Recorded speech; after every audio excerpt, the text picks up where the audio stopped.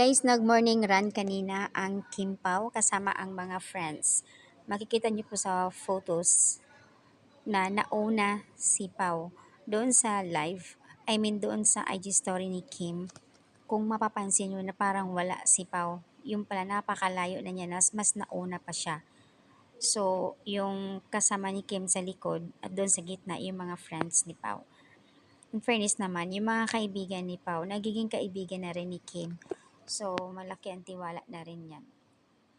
Di naman kasi sasama si Kim sa run kung wala si Pao. So, possible talaga. Hindi kasi nakikita masyado si Pao. Nasa unahan siya. Ayan guys, in the first place, mga friends talaga yan ni Pao. Nagiging friends na lang din ni Kimi dahil sa kanya. So, nagiging palagi na natin nakikita sila. Jim and Ran.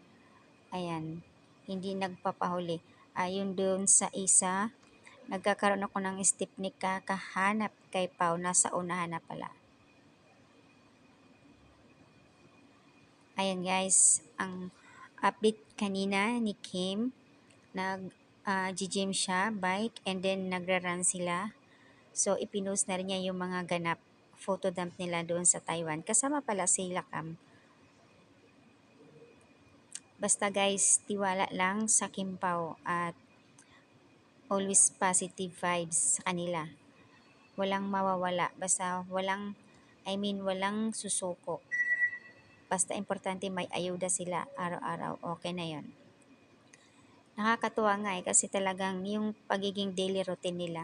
Gym, tapos tatakbo, di ba? Ang galing.